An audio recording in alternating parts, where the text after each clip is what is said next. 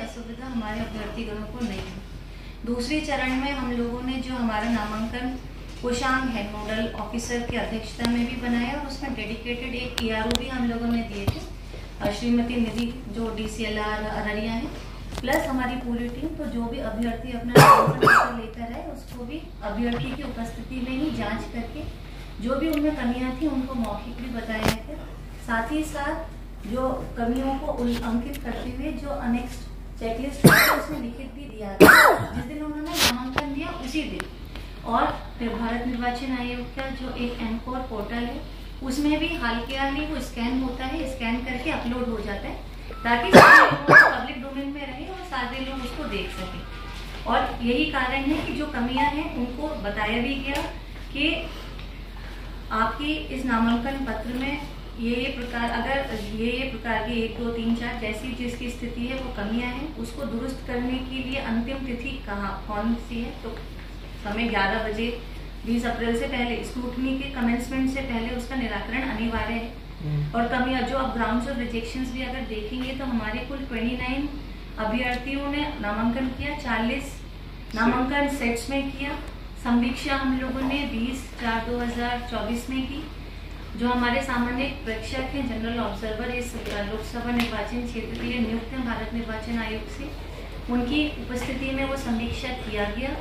इसके साथ साथ ही सारे लोग जो मतलब उसमें कोई भी रह सकता है जो नामांकन करने वाले अभ्यर्थी हैं अथवा प्रपोजर है या इलेक्शन एजेंट है, तो उस अवधि में जितने भी लोग उपस्थित थे उन सबकी उपस्थिति में समीक्षा की गई और वो पूरा वीडियोग्राफ भी किया गया। समीक्षा के क्रम में ऐसे अभ्यर्थी जिन्होंने एक से अधिक नामांकन पत्र दाखिल किए थे उनके सभी जो सबमिटेड नामांकन पत्र की समीक्षा किया गया। और उद्देश्य ये था कि किसी भी परिस्थिति में कोई भी छोटी क्लरिकल एरर की वजह से किसी भी अभ्यर्थी को नामांकन से वंचित नहीं किया जाए और उसको अस्वीकृत हो किसी भी परिस्थिति में नहीं। अगर हम इसकी समीक्षा भी करके अगर मुख्य रूप से बताएंगे, हमारे 20 नामांकन पत्र ऐसे थे जिसमें मुख्य रूप से निम्नलिखित त्रुटियां थी जिसके कारण उनको समीक्षा के क्रम में अस्वीकृत किया गया। उसमें मुख्य रूप से होता है कि एफिडेविट का कोई भी कॉलम अगर खाली है तो उस कॉलम खाली की सूचना मौखिक भी बताया गया, लिखित भी बताया गया, उनके नामांकन के साथ भी बताया गया और किस अवधि तक उसको फ्रेश एफिडेविट फाइल करना है। लोगों का ऐसा रहता है कि हम दूसरा मतलब उसी में सुधार दे दीजिए जो हमने नामांकन पत्र करे, बट वो संभव नहीं होता क्योंकि जिस दिन उन्होंने नामांकन पत्र दाखिल किया वो तो अपलोड हो गया और उसमें किसी भी प्रकार की छेड़छाड़ तो वांछित नहीं है और ना परमिसिबल है, नंबर 1। नंबर 2, दूसरी श्रेणी जिसकी वजह से वो अस्वीकृत हुआ, आप में से सभी लोग या सब कुछ लोग जरूर जानते होंगे कि शपथ का सर्टिफिकेट अनिवार्य है और एक पर्याप्त ग्राउंड है। अगर उसका अनेक्स्ड नहीं है सबमिटेड डॉक्यूमेंट्स के साथ तो ग्राउंड्स ऑफ रिजेक्शन में है। तो ऐसे इस 20 में से कई हमारे अभ्यर्थी ऐसे थे जो जिन्होंने नामांकन पत्र जब समर्पित किया तो उनको जांच के बताया भी गया कि आपके एफिडेविट के साथ नामांकन ये ओथ अनेक्स्ड नहीं है, तो कृपया करके कमेंसमेंट से पहले अगर आप उसे दे देंगे तो उसको हम लोग एक्सेप्ट करेंगे। और ऐसा 2 अभ्यर्थियों ने किया भी, वो आके 20 तारीख की सुबह 10:30 बजे के करीब उन्होंने किया, हम लोगों ने उसको एंटरटेन भी किया और आगे उस पर जो भी नियमानुसार कार्रवाई थी वो किया। तीसरा श्रेणी है, जैसे आप अवगत हैं, हमारे नेशनल और स्टेट पार्टीज के लिए एक प्रपोजल की आवश्यकता होती है, शेष सभी कैटेगरी के लिए 10 प्रपोजल्स हमें चाहिए होते हैं। तो हमारी समीक्षा के क्रम में वैसे भी प्रस्ताव हम लोगों को प्राप्त हुए जिसमें जो प्रपोजल थे वो वैसे लोग थे जिन्होंने अंगूठा लगाया था। उसमें नियम आयोग भारत निर्वाचन आयोग के द्वारा जो दिशा निर्देश निर्गत हैं और सुसंगत धाराओं में नियम यही है कि जिसने भी अंगूठा लगाया हुआ है उसकी सत्यापन स्वयं आरओ अथवा आरओ के द्वारा जो प्राधिकृत ARO है उनके द्वारा होना चाहिए। तो जब वो लोग अपना नामांकन पत्र समर्पित करने भी आए थे तो उस समय भी ये बात बताया गया था कि अमुक व्यक्ति का जिसमें आपने थंब इम्प्रेशन लगाए हैं इनका मतलब सशरीर उपस्थिति अनिवार्य है ताकि उसका हम लोग सत्यापन कर सकें अपने समक्ष। समीक्षा के दौरान तक भी समीक्षा प्रारंभ होने के तक भी वो सत्यापन नहीं हुआ और जिसकी बना पर इस तरह वो ग्राउंड्स ऑफ रिजेक्शन का एक पर्याप्त आधार भी हो गया। बट बहुत ही कम ऐसे इन 20 में से नामांकन पत्र होंगे जिसमें किसी एक कारण से हुआ। अधिकतर वो हैं जिसमें एक से ज्यादा कमियां थी। ससमय सूचना भी दिया गया था, पर्याप्त अवसर भी प्रदान किया गया था। हम लोगों का प्रयास यही रहा कि हमारे जितने भी नामांकन पत्र आए उसको सिलसिलेवार नामांकन जमा करने के साथ ही जांच लिया जाए। जांच करके जो त्रुटियां हैं, विशेषकर जितनी भी क्लरिकल और टेक्निकल एरर है, उनको हल्का सुधरवा दिया जाए। और जो इस तरीके जैसे एफिडेविट फॉर्म अगर खाली ही भर दे तो उनको फ्रेश एफिडेविट फॉर्म लेकर आना है ताकि उसको अपलोड करें और समय सीमा के अंदर। तो इस आशय की भी सूचना मौखिक तथा लिखित भी दे दिया गया।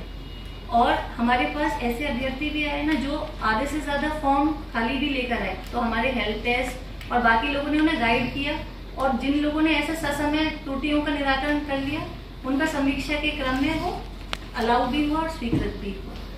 तो ये तो इस अवधि का ही है।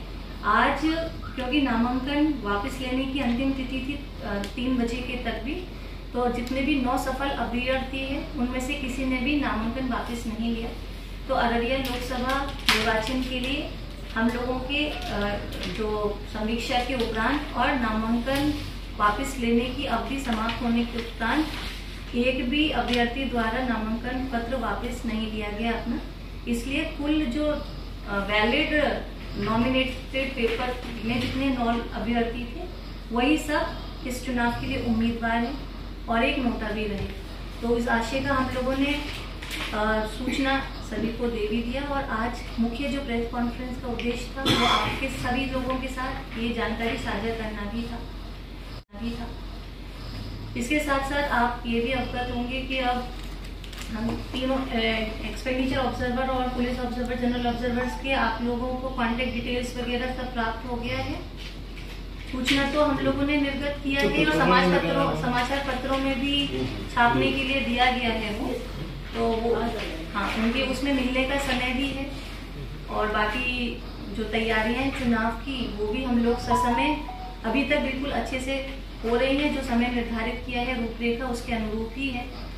फील्ड में आज की स्थिति में जो AMFs हैं पोलिंग स्टेशन पे मुख्य रूप से वो सारी चीजें ऑलमोस्ट कर ली गई हैं। जहां 1-2 कहीं बचा हुआ है वो भी इस सप्ताहांत तक हम करेंगे।